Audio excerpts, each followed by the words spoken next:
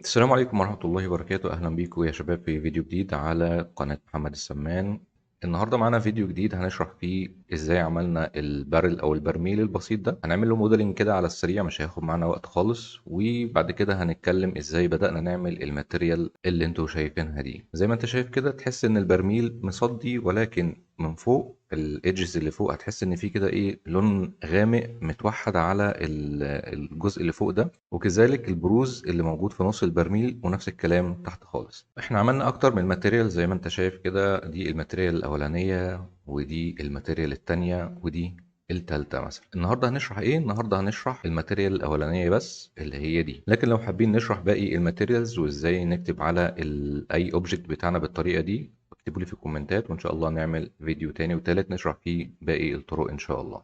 طيب خلينا بقى نرجع كده من الأول ونفتح فايل جديد. تعالوا نضيف كده مع بعض السلندر وندوس على جي وزد ونتحرك واحنا دايسين على الكنترول عشان يتحرك مربعات كده ايه منتظمه لفوق، بحيث يبقى محطوط على الواي اكسس كده بالظبط. طيب تعالوا نكبر بقى البرميل شويه كده او نخليه اطول شويه. فهنروح على الترانسبيرنت مود ده، بحيث ان احنا لما نروح على الايديت مود نقدر نختار فيس اللي فوق ده ونبص كده من على الجنب وندوس على جي وزد ونطلع فوق كده شويه، مش حاجه كبيره. طيب واحنا في الايديت مود برضو هندوس على اول اللي هي عشان نختار الشكل كله، وهندوس على اس وشيفت زد عشان يكبر لي البرميل في كل الاتجاهات ما عدا الارتفاع. طيب خلينا على الشكل ده كده، مش عايزين برضو ايه نعمل تفاصيل اكتر كتيره في البرميل. انا عايز اعمل البروز اللي في النص ده، هعمله ازاي؟ هدوس على كنترول وار واضيف لوب ايدج كده من هنا او ايدج لوب، وهدوس على كنترول بي واعمل بيفل كده بسيط، واروح على الفيسز من هنا هلاقيه مختار لي الفيسز دي.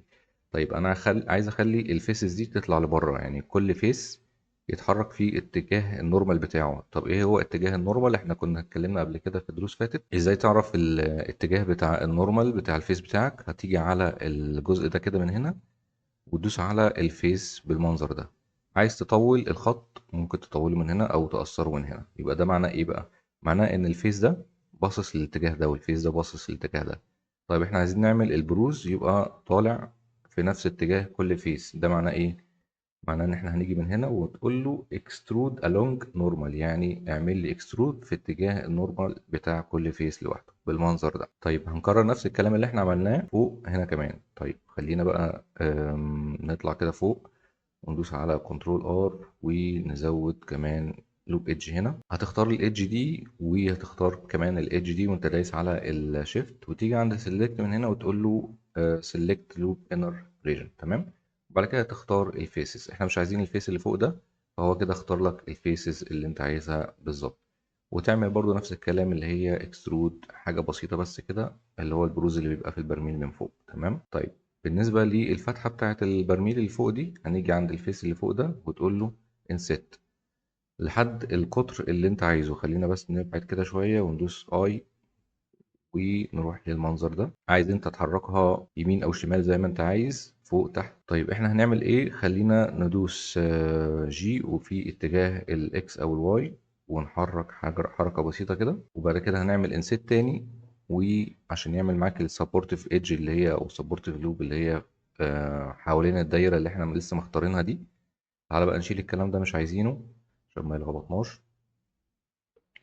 وهنعمل اكسترود ونطلع لفوق في اتجاه الزد كده، ونعمل انسيت تاني كمان واحدة واخر واحدة ونسيبها على كده. خلينا برضو نعمل سبورتيف ايدج هنا كده، وهقول لك احنا ليه بنعمل الكلام ده دلوقتي. وهنيجي على الشكل اللي تحت ده كده، الفيس دي هنختار الفيس بتاعتنا ونعمل انسيت اكتر من مرة عشان يبقى فيه سبورتيف ايدج كتير. ليه بقى بنعمل الكلام ده كله؟ عشان لما نروح للاوبجكت مود ونيجي عند الموديفايرز هنعمل subdivision modifier. طيب الشكل تحسه باهت شوية كده، فأنا هاجي من هنا وأقول له أنا عايز الكافيتي ونزود الكافيتي، هنخليها 2. عايز تخليها بوث من هنا هتحسن لك المنظور أكتر. طيب ده اللي حصل لما عملنا subdivision modifier، احنا عاملينه بدرجة واحدة. انت لو عايز تخلي الشكل بتاعك أفضل من كده ممكن تعمل subdivision مرتين، أو أنا في الطبيعي بعمل إيه؟ بعمل subdivision simple بخليها على أول درجة، وبعد كده بعمل subdivision تاني، وبعد كده بقول له ايه؟ اعمل لي بقى الاتنين subdivision دول ورا بعض، بس الاولاني يكون simple والتاني يبقى كاتمو كلارك بالمنظر ده. عايز تزود زود زي ما انت عايز. طيب بص كده انا مخلي دي على اول درجة بس، لو شلت دي بص الشكل هيبقى عامل ازاي. طب ايه الفرق؟ الفرق ان السب ديفيجن سيمبل ده بيدي لك مش يعني بيزود لك مش زيادة او توبولوجي زيادة، بيزود لك توبولوجي زيادة من غير ما يحسن لك الشكل او يعمل لك سموث للشكل. طيب خلينا برضو اوضحها بشكل اكتر. بص كده احنا لو رحنا للايديت مود يبقى انت عندك هنا ايه زي ما انت شايف المش عامله ازاي. تمام. خلينا بقى واحنا هنا كده هنقول له هات لي السب ديفيجن وخليها على السيمبل، وهنعمل ابلاي للسيمبل طبعا واحنا في اوبجكت مود. انا مش عارف ليه لازم نروح الاوبجكت مود عشان نعمل ابلاي. طيب احنا كده عملنا ابلاي. تعالى بقى بص كده لما رحنا للايدج مود زود لك زود لك التوبولوجي من غير ما ينعم لك الشكل. طيب احنا هنرجع تاني كده باك وهنزود سب ديفيجن موديفاير من هنا وهنخليه زي ما احنا كده ايه سايبين. مش هنعمل حاجة تاني، مش هنعمل ابلاي اقصد يعني للموديفايرز دي، مش محتاجين نعمل الكلام ده. ممكن نعمل شيد اوتو سموث او لو عايز تعمل شيد سموث اللي يريحك. طيب احنا كده خلصنا شكل البرميل، مش طبعا مش واقعي قوي ولكن هو ده اللي احنا عايزينه حتى الآن. طيب نخش بقى على الجزء التاني بتاع الماتيريال. طيب تعالوا بينا بقى نروح على الماتيريال من هنا ونقول له شيدر اديتور ونختار اتاكد بس انك مختار الاوبجكت بتاعك وروح على نيو. هو اوتوماتيك هيضيف لك النود اللي هي البرنسبل بي اس دي اف. طيب خلينا بقى نرجع كده للويندو دي ونختار من هنا الماتيريال بريفيو ونغير كده في اي لون. نختار اي لون كده معانا ونشوف الالوان بتتغير معانا ولا لا. احنا كده تمام مختارين الاوبجكت المظبوط وادينا له اي ماتيريال كده عشوائي. طيب احنا كده خلاص ضفنا لون عشوائي زي ما انتم شايفين كده. تعالوا بس نضيف الكاميرا شيفت اد وهنضيف اي كاميرا كده. وانا عايز الكاميرا تجيب السين اللي انا شايفه ده على نفس التظبيطه بتاعتنا، فهدوس على كنترول والت وزيرو واجيب من على الطرف كده هنا واختار الكاميرا واقفل اللوك بتاع الكاميرا واعمل السكرول باك بالبليه بتاعت الماوس بحيث ان انا اشوف المنظر ده كده وادوس على جي واظبط الفيو بتاعي. تمام.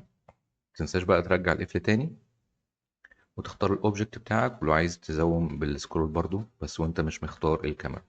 طيب احنا عملنا الكلام ده ليه؟ عشان لما نروح للبريفيو هنلاقي ان مفيش اضاءة حتى الان، فخلينا كده نضيف اي اضاءة من عندنا من هنا، اضاءة جاهزة. وهنروح على الاسيتس هنا وفين ال HDRI، ادي ال HDRI وليكن مثلا اي واحد من هنا خلينا نختار ده. طيب انا مش عايز اشوف الباك جراوند فهاجي كده في الريندر وانزل على الفيلم. بالمناسبة أنا شغال على بلندر 4.5 وأنا مشغل السايكل، بس الكلام ده ممكن تعمله في أي فيرجن من فيرجنز بلندر الأخيرة. طيب خلينا نعمل إيه بقى، نروح على فيلم، إحنا على فيلم ونعمل ترانسبيرنت من هنا. وبرضو أنت ممكن تشتغل على إيف، أنا شغال على سايكل بس أنت برضو ممكن تشتغل على إيف عادي مش هتفرق كتير. وخلينا طيب نرجع تاني للسايكلز كده ونبتدي نكمل الشغل بتاعنا. ايه اللي احنا عايزين نعمله بقى؟ احنا عايزين نستخدم النود اللي اسمها الامبيانت اوكلوجن. طيب وظيفتها ايه الامبيانت اوكلوجن؟ الامبيانت اوكلوجن خلينا طيب نختارها كده واحنا واقفين عليها وندوس كنترول مع الشيفت وليفت كليك من الماوس. تمام. هيجيب لك اللي النود دي بتعمله. تمام. يعني لو وقفنا على البرنسبل بي اس دي اف دي ودوسنا على كنترول شيفت وكليك بالماوس هيجيب لك اللي النود ده بتعمله في الاوبجكت بتاعك. فهنعمل نفس الكلام هنا كده ونشوف التأثير بتاع الامبيانت اوكلوجن. الامبيانت اوكلوجن بتجيب لك الشادو او اللي هو اللايت شادو او الشادو الخفيف بتاع الاوبجكت بتاعك. يعني مثلا احنا عندنا هنا في انحناءات موجودة في الجزء اللي فوق ده، وزي ما انت شايف برضو موجود هنا شوية انحناءات كده، عشان كده احنا عملنا البروز ده عشان يبقى انت متأكد او المعلومة توصل لك بشكل اسهل. طيب احنا لو جبنا اوبجكت تاني كده وقربناه هيعمل برضو ايه بروز او هيبقى فيه كورنرز في الشكل بتاعك. طيب عايزين نتأكد من الكلام ده. خلينا نروح للإيديت مود وناخد الشكل بتاعنا ده ونعمل اكسترود ونرجع كده ايه بيه لبره ونروح للأوبجكت. بص كده أول ما عملنا الانحناء بقى في شادو موجود في الشكل بتاعك. فالامبيانت اوكلوجن بيجيب لك الشادو الخفيف اللي هو موجود في الأوبجكت بتاعك. دلوقتي معناها ايه بقى الديستانس دي؟ انت عندك الشادو بسبب ايه؟ بسبب الانحناءات اللي موجودة هنا. طيب انا عايز اشوف او عايز اخلي التأثير يبقى اكبر بتاع الانحناء ده، هنعمل ايه؟ هنتحرك بالديستانس كده بعيد او نقربها لحد ما ايه تبقى يا دوبك قريبة من البروز اللي عندك. طيب احنا نخليها على مثلا المستوى ده كده، وهنبتدي نشتغل على الوضع ده كده. طيب انت عايز تتحكم في الكونتراست بشكل اكتر، فانت هتعمل حاجة بسيطة اللي هي الكالر رامب. والكالر رامب هي مسؤولة عن الكونتراست ما بين الابيض والاسود اللي هو او ما بين الاسود والابيض اللي هو الزيرو اللي هو الاسود، والابيض اللي هو الواحد. طيب انا هتحرك كده، بص الكونتراست بقى بيبقى اكتر ازاي. الاسود كل ما هو كتر في البار ده كل ما هو كتر هنا، والعكس صحيح. هنا عندي التدرج ما بين الاسود والابيض، فانا هكتر الابيض على حساب الاسود زي ما انت شايف كده. تمام. طيب خلينا نكتر الاسود او نقربهم من بعض. طيب خلينا نرجع بقى للوضع ده كده ونشتغل على الوضع ده. تمام. يبقى احنا كده فهمنا الامبيانت اوكلوجن بتعمل ايه. نرجع بقى تاني للبرنسبل بي اس دي اف بتاعنا، وهندوس على كنترول شيفت وكليك عشان يختار لنا البرنسبل بي اس دي اف. طيب تعالوا دلوقتي نعمل التأثير بتاع الصدى. كل اللي احنا هنعمله ان احنا هنيجي على البرنسبل بي اس دي اف ده ونختاره كده، نتأكد ان احنا مختارينه، وندوس على كنترول وتي. كنترول تي هيحط لك الثلاثة نود كده اوتوماتيك ويوصلهم على البيز كولر، بشرط ان انت تبقى مفعل الادون اللي هي اسمها نود برانجلر، اللي هي دي دي النود دي مهمة جدا، هتسهل عليك حاجات كتير جدا. طيب زي ما انت شايف كده هو حط لك لون اسود اوتوماتيك. اللون الاسود ده جه منين؟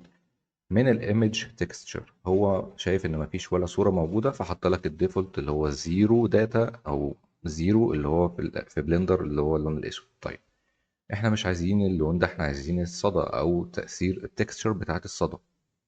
فهنفتح كده الصورة بتاعتنا ونروح على الاسيت، وهنختار مثلا البرش ولا التكستشر. تعال نروح للتكستشر، وعندك صورتين هنا ممكن نختار ما بينهم. فانا هختار الصورة دي واقول له ابلاي.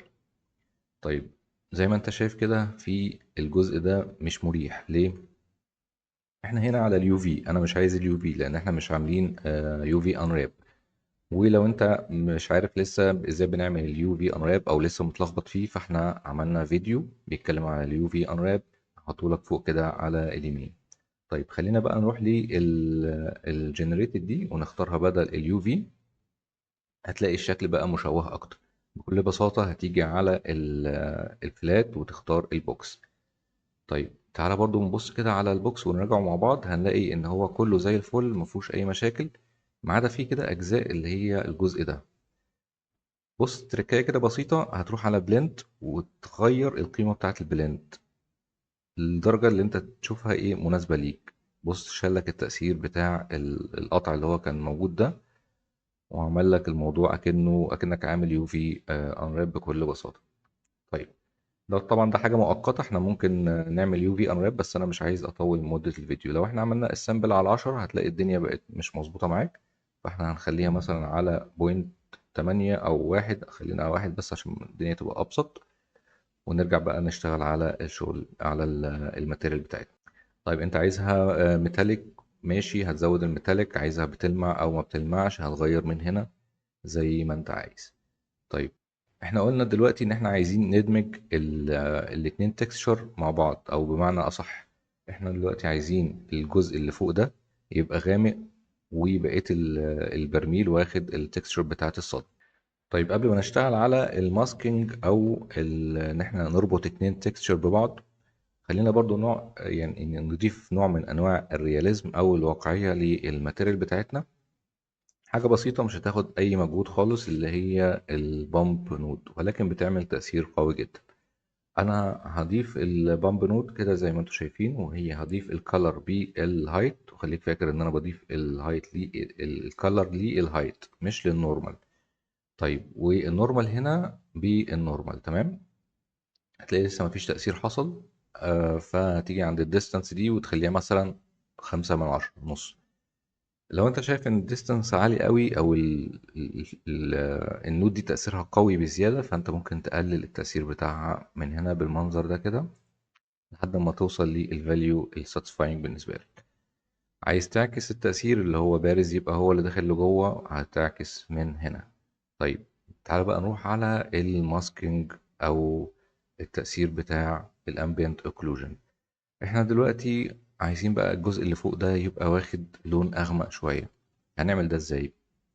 بكل بساطة هتيجي عند البرنسبل بي اس دي اف وتكرره عن طريق ان انت تدوس على شيفت دي وتربط الاتنين دول ببعض. هتربطهم ازاي بقى؟ هتختارهم كده مع بعض وتدوس على كنترول وزيرو. خد بالك كنترول وزيرو غير كنترول وبلس. تمام، فاحنا هنختار كنترول وزيرو. هيتربطوا مع بعض اوتوماتيك عن طريق الميكس شيدر. طيب اللي احنا شايفينه ان اللون بقى باهت شويه. ليه؟ لان هو ربط لك الاتنين دول ببعض وقسم لك التأثير ما بينهم، اللي فوق واخده نص واللي تحت واخده نص. بدليل ان احنا لو رحنا للزيرو، الزيرو اللي هو اللي فوق، طيب واحد واحد اللي هو اللي تحت. واللي انا بقوله ده يعتبر المفتاح للماسكينج. يعني لازم تبقى فاهم كويس جدا اللي احنا بنعمله ده، عشان هيفرق معاك في حاجات كتيرة تانية بعد كده.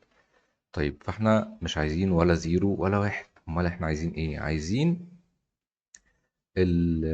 احنا قلنا ان زيرو ده اللي هو اللي فوق. حلو. طيب يعني ايه زيرو؟ يعني اسود. الله، طب ما احنا كان هنا الزيرو يعني الاسود. تعالى بقى نرجع للكلام ده وهندوس على كنترول وشيفت ونختار النوت دي. الاسود اللي هو اللي فوق. طيب يبقى احنا كده عايزين نربط ان الشيدر نود ديت يبقى تأثيرها على الجزء الاسود بس. يبقى احنا هنربط الكالر رامب ده بالفاكتور. حلو جميل. يبقى الفاكتور ده واخد الداتا بتاعته اللي هي الزيرو لحد الواحد من الكالر رامب ده، والكالر رامب موزعة اسود للواحد زي ما انت شايف. طيب ناقص ان احنا نشوف بقى التأثير بتاعنا من هنا. فاحنا هنرجع دي تاني. جاب لك فعلا اللون البرتقاني اللي هو ده متوزع في عند اللون الاسود اللي احنا كنا شايفينه. تعال نرجع تاني كده اهو. بص اللون الاسود فين. نرجع بقى تاني هنا كده اهو. طيب عايزين نشوفها بشكل تاني. انا هجيب دي هخليها اسود زي ما احنا كنا شايفينها في الكالر رامب اللي هي دي. تمام. وفعلا بقى اللون الاسود متوزع زي ما انت شايف كده اهو. تعال نفتحه شوية كده. تمام. عايز تخليه برتقاني كده شوية بحيث ان هو يبقى كأنه صدى، وتفتح شوية من هنا زي ما انت عايز. بقى انت ممكن تلعب في الالوان زي ما انت عايز. طيب لو انت عايز تزود بقى التأثير بتاع الاسود ده، انت ممكن تيجي من هنا وتقول له لا الديستانس خليها لي كده او تخليها لي اقل زي ما انت عايز. طيب احنا ممكن نعمل حاجة كمان في التأثير بتاع الامبيانت اوكلوجن ده اللي هو اللون الاسود اللي فوق.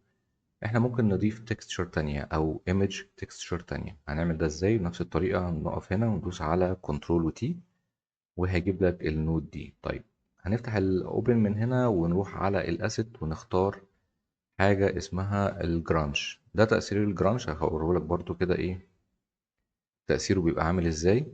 بيديلك نفس التأثير اللي انت شايفه ده. هو اصلا بيبقى لونه زي ما انت شايف كده ايه ابيض واسود. هوريه لك برضو من هنا كده. ده بيبقى التأثير بتاعه. طيب ولكن احنا مش عايزين الالوان اللي هي الابيض والاسود. نعمل ده ازاي بقى؟ احنا عايزين النقشة بس بتاعة الجرانش تكستشر دي نستخدمها، والباقي اللي هو اللون عايزين نرجع للون اللي احنا كنا عليه. هنعمل ده ازاي؟ هنفصل اللون من هنا خالص كده. وعشان نقدر نستخدم النقشة هنستخدم برضو البامب نود من هنا كده. ونربط الكالر على الهايت والنورمال هنربطه على النورمال. وهنسيب دي على 5/10 زي ما هي، والديستانس برضو زي ما انت شايف.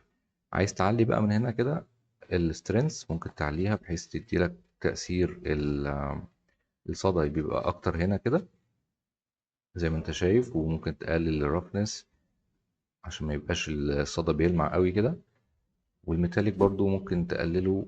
انا شايف ان احنا نقلله يبقى افضل شوية. واللون هتقدر بقى تتحكم في اللون زي ما انت عايز برضو من هنا كده. وليكن مثلا ده عشان يدينا نوع من انواع الواقعية شوية. ناقص حاجة واحدة بس. بص كده هنا هتلاقي ان التكستشر مش متوزعة بالشكل المظبوط لان احنا ايه على اليو في من هنا. لا احنا مش عايزينها على اليو في، عايزينها على الجنريتد. فاحنا هنختار الجنريتد ونيجي من عند الفلات او البروجيكشن هنخليها بوكس بالمنظر ده كده، هتلاقيها ظبطت لك الدنيا. وطبعا التركية المفيدة جدا البلند مود، ممكن تغيره من هنا كده للدرجة اللي انت هتشوفها مناسبة ليك. وبس كده يبقى احنا عملنا الاتنين تكستشر دول عن طريق الماسكينج بالامبيانت اوكلوجن والكالر رامب. والماسكينج يعتبر من اهم الحاجات اللي في بلندر اللي انت ممكن تستخدمها بحيث تديلك تأثيرات مختلفة زي ما انت شايف. وان شاء الله في الفيديوهات اللي جاية هنستخدم بقى الماسكينج في نود اسمها الميكس.